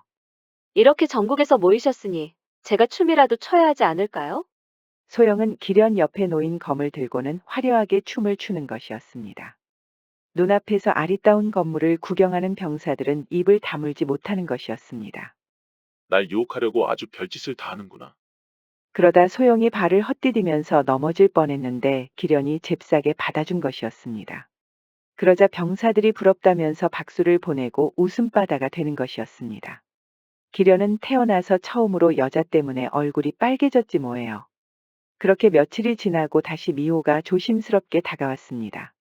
기련 도련님에 대해 알아낸 것이라도 있습니까? 미호라고 했지? 제 이름은 갑자기 왜 모르시는지. 여기 온 지 얼마나 됐지? 1년 정도 됐습니다. 그러는 너도 알아낸 게 하나도 없는데 아직 한 달도 안 된 내가 무슨 수로 알아내겠어? 미호가 눈썹을 치켜 올렸지요. 소영이 미호의 자존심을 제대로 긁어낸 것이었습니다. 마님이 빨리 제대로 된 정보를 원하십니다. 저와 아씨는 입장이 다를 텐데요. 빨리 알아내지 못하면 죽이라는 명이라도 받았어? 소영 역시 명서 마님이 자신을 죽일 것이라는 짐작은 하고 있었습니다. 자신이 죽어주면 딸을 제대로 간수도 못한 기련에게 책임을 돌릴 수 있고 결국 이조 판서가 병조 판서를 밟고 올라설 수 있을 테니까요.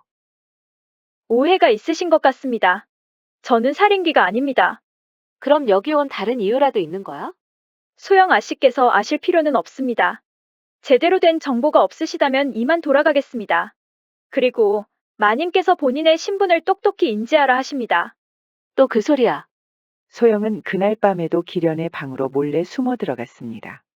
이번에는 그 상자를 열어볼 작정이었지요. 하지만 상자는 자물쇠로 굳게 잠겨 있었습니다. 그리고 이번에도 기련이 조심스럽게 들어오는 바람에 들켜버렸지 뭐예요. 소영은 얼굴을 가린 채 잽싸게 도망쳤습니다. 이번에야말로 정체를 밝혀내겠다. 기련은 소영의 방으로 들어갔습니다. 소영은 급히 들어온 터라 몸에 열과 함께 땀도 나고 있었지요.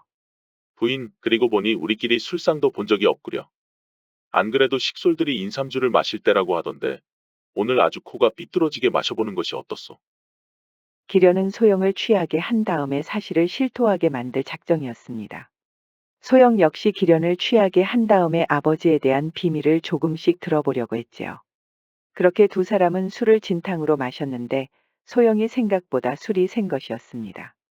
기련은 소영이 연약한 척 연기를 한다고 생각은 했지만 이 정도로 체력이 강한 줄은 상상도 하지 못한 것이었지요. 두 사람은 서로 얼싸안으며 노래를 부르다가 침소로 갔습니다. 그리고 기련이 본능에 끌려 소영에게 입맞춤을 했고 소영 역시 분위기에 휘말려 자연스럽게 기련의 목을 감싸 안았지요. 그러다 소영이 깜짝 놀란 것이었습니다. 기련의 물건이 세상에 왕버섯보다 훨씬 커지는 게 아니겠어요. 소영은 어릴 적에 왕버섯을 본 적이 있었답니다. 동네 남자아이들이 왕버섯을 자꾸 본다고 놀린 적이 있었는데 그게 다 그런 뜻이 있는 것이었지요. 그때부터 소영은 남자의 물건에 관심이 없었지만 이렇게 손에 쥐어진 물건이 커지니 얼굴이 화끈거리는 것이었지요. 그런데 소영은 기분이 아주 야릇한 것이었습니다. 처음으로 거기가 흠뻑 젖는 것이 아니겠어요. 왕버섯이 왜 자꾸 커지는지도 이제 알았고 그것이 왜 그렇게 좋은지도 본능적으로 알 수 있었지요. 자꾸 이렇게 들어오시면 아프잖아요. 아파도 하는 수 없지요. 소영은 아프다고 했지만 기련이 더 넣어주길 바라고 있었지요. 그런데 창가 쪽에 인기척이 들리는 것이었습니다. 소영이는 눈치를 챘지만 기련은 그것을 넣느라고 정신이 없는 것이었지요. 서방님, 잠시 목이 말라서 물을 좀 가져오겠습니다. 기다리십시오. 빨리 오시오. 오늘 부인이 모든 진실을 말할 때까지 계속 넣을 테니까. 소영이 밖으로 나왔을 때는 술에 취한 기련이 그대로 누워 잠이 들었지요. 밖에는 미호가 서 있는 것이었습니다. 미호, 너 여기서 뭐 하는 거야? 명서 마님이 이런 것도 시키지는 않았을 텐데. 지금이 기회입니다. 어서 기련 도련님의 방에 가서 뭐라도 찾으십시오. 서방님이 술에 취했지만 옆에 아무도 없으면 깨어날 수도 있어. 물을 가지러 나갔으니 금방 의심하고 나올 거야. 걱정하지 마십시오. 제가 대신 들어가겠습니다. 방금 뭐라고 한 거야? 제가 아씨 대신에 침소 안으로 들겠다고 했습니다. 소영은 미호를 무섭게 노려보았습니다. 안 그래도 아나무인 태도에 화가 나 있었는데 해도 해도 너무한 것이었지요. 왜 그러시지요? 제 앞에서도 서방님이라고 부르는 것을 보니 저분을 사랑이라도 하신 geb니까? 누가 사랑을 한다고 이러는 거야? 그럼 제가 대신 들어간다는 게 문제가 될 일이 없지 않습니까? 들킬까봐 그러는 거지. 저와 아씨의 체격은 비슷합니다. 제가 얼굴을 가리고 들어가면 눈치채지 못할 겁니다. 술에 잔뜩 취해서 저렇게 자고 있는데 뭐가 문제가 되겠습니까? 제가 옆에 얌전히만 있으면 될 겁니다. 소영이는 기련이 오해하고 미호의 손이라도 잡을까봐 걱정이 됐지요. 아니면 미호를 끌어안을 수도 있으니까요. 아니, 내가 왜 그런 일을 신경 쓰지? 기련, 저 망나니가 미호를 덮치든 말든 내가 알게 뭐람. 소영은 바로 기련의 방으로 들어갔습니다. 기련이 잠을 자고 있으니 이제는 천천히 뒤질 수 있었지요. 그동안 미호가 침소 안으로 조용히 들어갔습니다. 등불은 껐으니 얼굴을 알아보기 힘들 정도로 어두웠습니다. 미호도 긴장했지요. 혹여 기련이 미호에게 다가와 끌어안기라도 하면 어쩌나 하고 말이에요. 소영은 상자에 자물쇠를 딸 수 있는 열쇠를 찾을 수가 없었습니다. 아무리 뒤져봐도 열쇠는 없었고 아버지와 관련된 문서 따위도 없었지요. 그동안 미호는 흠칫하고 놀랐습니다. 기련이 중얼거리면서 미호의 손을 잡았지 뭐예요. 부인, 그동안 손이 참 까칠해졌구려. 물 떠오느라고 찬바람을 쐬어서 그런가. 미호는 아무 말도 못하고 가만히 누워만 있었습니다. 제발 기련에 잠꼬대이길 바란 것이었지요. 하지만 미호의 바람과 달리 기련이 옆으로 바짝 붙는 것이었습니다. 부인, 왜 말이 없소? 이렇게 붙어 있으니 참 부인의 몸은 이루 말할 수 없이 아름답구려. 미호는 괜히 기분이 야릇한 것이었습니다. 남정네의 뜨거운 몸이 너무나 오랜만이었지요.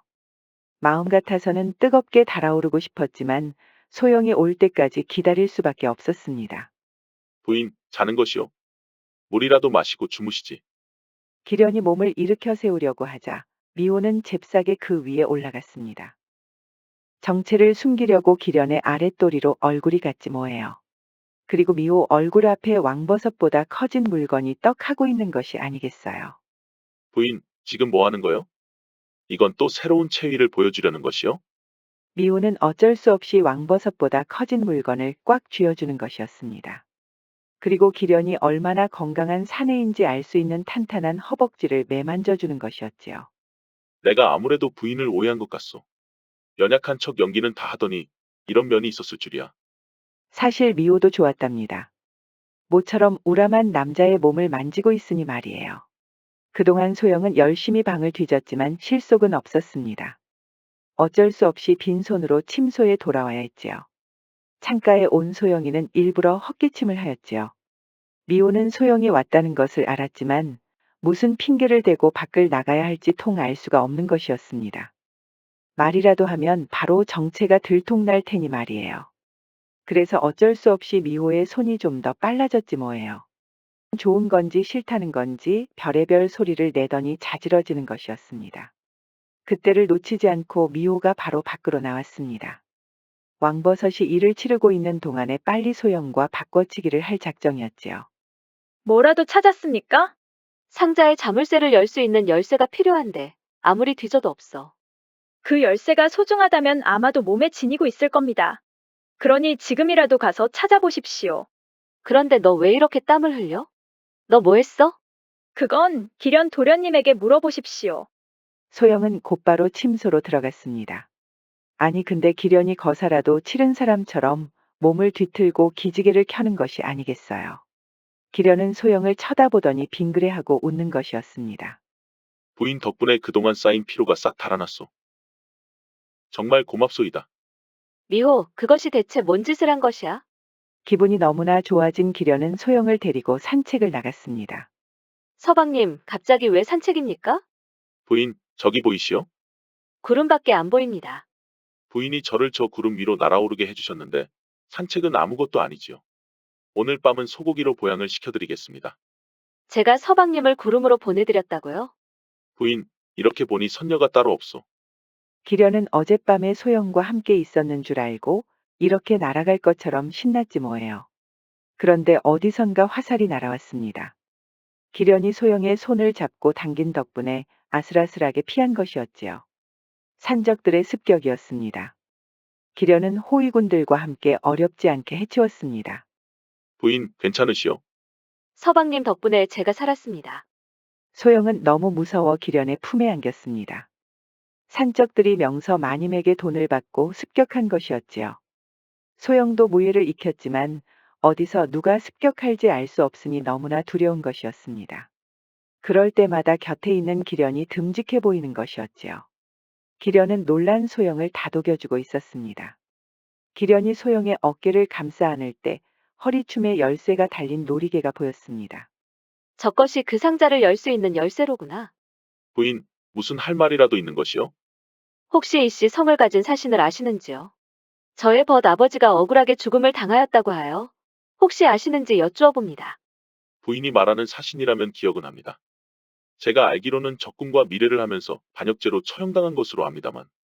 그 벗이 말하기를 적군과 미래를 한 것이 아니라 이조판서와 이견이 나서 모함을 당했다고 합니다. 저도 그 진실을 정확히 몰라서 단언할 수 없습니다. 혹시 서방님이 알아봐 주실 수 없으신지요? 기련은 곰곰이 기억을 더듬어 보았습니다. 소영은 기련이 이렇게 진지한 자세로 임하니 너무나 고마운 것이었지요. 지금은 병조판서가 되신 아버지가 적군과의 협상이 아주 힘들었다고 하셨습니다. 어쩔 수 없이 전쟁으로 가야 하는 건 아닌지 걱정이 이만저만이 아니었지요. 그러던 어느 날에 갑자기 무슨 일이 있었나요? 제 기억으로는 아버지가 갑자기 협상에 진전이 있다고 하셨습니다. 아버지 심성이 그렇게 좋아하실 분이 아니었는데 그때는 환하게 웃었지요. 그래서 정확히 기억합니다. 그렇다면 아버지가 아니지. 벗의 아버님이신 사신께서 협상을 잘 진행한 게 아닐까요? 저도 그렇게 이해했습니다. 이로써 병조판서가 누명을 씌웠다는 명서 마님의 주장은 거짓으로 드러난 셈이었지요. 소영은 마음이 놓였습니다. 이렇게 우직하고 듬직한 기련의 아버지가 그런 짓을 할 리가 없는 것이었지요. 그런데 그때 나섰던 사신이 한 명이 아니었습니다. 소영은 눈을 깜빡거렸지요. 그 사신의 행방은 모르겠으나 적군과 협상할 때 자주 붙어 다녔다고 들었습니다. 아까 부인의 벗의 아버님께서 이조판서와 이견이 있다고 하셨지요. 그렇습니다. 이조판서와 이견이 있었는지는 모르겠지만 그 또 다른 사신과 이견이 있었다는 건 확실합니다. 둘이 아주 크게 싸웠다고 들었습니다. 소영은 갑자기 등장한 사신 때문에 혼란스러웠지요. 물론 사신이 소영의 아버지 혼자는 아니겠지만 협상 중에 싸웠다고 할 정도였다고 하니 대체 그 사신의 정체는 무엇일까요? 소영은 열쇠를 받고 싶었지만 대놓고 달라고 할 수는 없는 노릇이었지요. 서로 사랑하게 됐지만 서로 정략 결혼의 의미를 여전히 잊지 않고 있었습니다. 그러던 중에 미호가 소영의 방으로 몰래 찾아왔습니다. 왜 이렇게 기분이 좋으신 겁니까? 정령기련 도련님을 사랑이라도 하는 겁니까? 이제 내가 왜 왔는지 알려줘야겠어. 그래야 나도 널 도울 수 있을 것 같아. 그러자 미호는 작심한 듯 말을 늘어놓기 시작했습니다. 제 아버지는 이씨 사신과 함께 협상을 하러 갔다가 죽음을 당했습니다. 바로 소영 아씨의 아버님 때문입니다. 그게 무슨 말이야? 그렇다면 설마 아버지와 함께 있었다던 그 사신이 내 아버지야? 그렇습니다. 소영 아씨의 아버님이 협상을 잘못하는 바람에 애꿎은 제 아버지까지 돌아가셨다 이 말입니다. 미호는 어째서 이런 생각을 하게 된 걸까요? 미호에게 이런 말을 해준 사람은 다름 아닌 명서 마님이었습니다. 아버지를 죽게 한 사신의 딸, 소영에 대한 앙심을 이용해 감시를 시킨 것이었지요. 소영은 아버지와 미호의 아버지가 크게 싸웠다는 얘기를 들었지요. 그 때문에 미호에게 억울하다는 말을 할 수가 없는 것이었습니다. 결국 진실을 알아야 했지요. 소영은 그날 밤에 기련에게 이렇게 말했습니다. 서방님, 아무래도 모든 진실을 얘기해야겠습니다. 기다리고 있었소. 부인이 어떤 비밀을 가지고 있든 저는 이제 부인 곁을 떠나지 않을 것이오. 그러니 염려하지 말고 말씀해 보시오. 소영은 자기가 이조판서의 딸이 아니라는 것부터 고백했습니다. 이조판서의 딸 장서를 잠시 묶어놓고 칼을 숨기고 들어왔다는 것까지 말이에요. 그렇다면 제가 아주 제때의 부인을 낚아챘구먼 그려. 기련은 놀라지 않고 오히려 포근한 미소를 짓는 것이었습니다. 그리고 가장 중요한 소영의 아버지 얘기였지요. 저도 눈치는 챘소. 아무리 벗이라고 해도 그렇게까지 신경 쓸 이유는 없지 않겠소. 안 그래도 내가 아버지에게 서찰을 보내면서 물어봤소. 그리고 이렇게 답이 왔소. 예상대로 소영의 아버지가 사신으로 오면서 적군과의 협상에 진전이 있었습니다. 그렇게 화친을 맺을 수 있었는데 미호의 아버지가 사신으로 오면서 갈등이 있었다는 것이었지요. 두 사신이 왜 싸웠는지는 기련의 아버지도 알 수 없었습니다. 그렇다면 소영의 아버지를 죽게 만든 사람은 설마 미호의 아버지였을까요? 그리고 이 열쇠. 기련이 허리춤에 있는 열쇠를 건넸습니다. 그 상자 안에 무엇이 들었는지 궁금하셨지요? 지금까지 아주 잘 참았소. 그 상자 안에는 아버지가 그동안 소중히 여기는 것들을 모아놓은 것이오. 그래서 아무리 부인이라고 해도 쉽게 보여줄 수가 없었소. 그럼 이제 저에게 보여주실 수 있는 겁니까? 아마 그 상자 안에 해답이 있을 것이라고 아버지께서 말씀하셨소. 그러니 어서 열어보시오. 소영은 눈물이 글썽거리는 것이었지요. 누군가가 자신을 믿어주고 신뢰를 보낸다는 것이 이렇게 사람의 감정을 복받치게 한다는 것을 처음 알았으니까요. 소영은 소중한 열쇠를 받아서 상자를 열었답니다. 그리고 그 상자 안에는 놀라운 사실이 적혀 있었지요. 다음 날에 소영은 미호를 찾아갔습니다. 이렇게 불쑥 찾아오시면 어찌합니까? 소영은 미호를 으슥한 곳으로 데려갔습니다. 무슨 정보라도 찾은 겁니까? 소영은 대답 대신에 서신을 하나 건넸습니다. 바로 미호의 아버지가 남긴 것이었습니다. 필체도 미호 아버지의 것이 확실하였지요. 사실 이 모든 일을 꾸민 사람은 역시 명서 마님이었습니다. 명서는 사실 호조판서의 누이였지요. 첩사이에서 태어나 빛을 보지 못하다가 우연찮게 이조판서 부인으로 숨어 들어간 것이었습니다. 병조판서와 이조판서가 대립하게 만들고는 동생인 호조판서에게 기회를 주려고 했던 속셈이었지요. 지금은 병조판서인 기련의 아버지가 변방에서 적군과 싸우도록 할 계획이었는데 소영의 아버지가 사신으로 가면서 계획을 망친 것이었습니다. 그리하여 미호의 아버지를 시켜서 소영의 아버지를 제거하려고 한 것이었지요. 미호의 아버지는 갈등했답니다. 소영 아버지에게 이대로 물러나라고 했다가 크게 싸웠던 것이었지요. 결국 소영 아버지의 신념을 믿고 명서 마님의 분부를 거절했습니다. 명서는 계획을 망친 소영의 아버지를 반역죄로 몰아서 죽인 것이었습니다.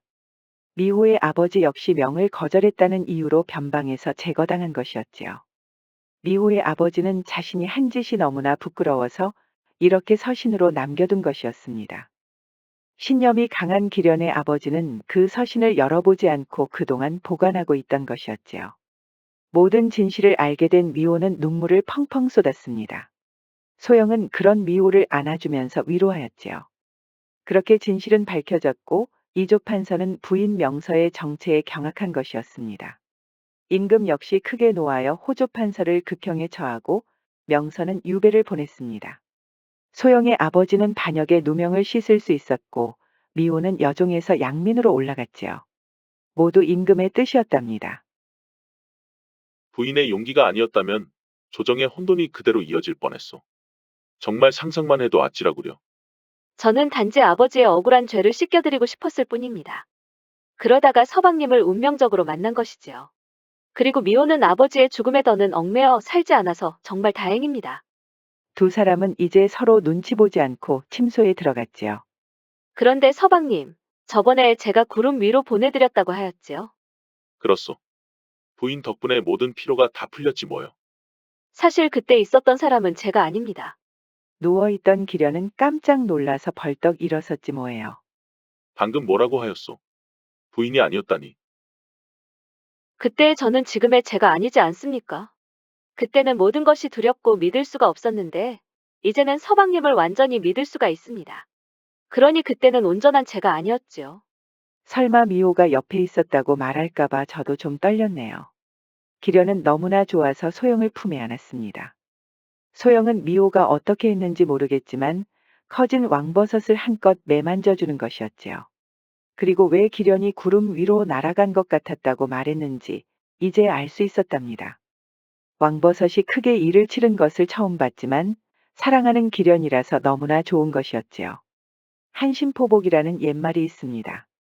큰 뜻을 가진 사람은 눈앞의 부끄러움을 참고 이겨냄을 이루는 말이지요. 소영은 아버지의 억울한 죄를 씻기 위해 눈앞의 부끄러움을 참고 이겨냈습니다.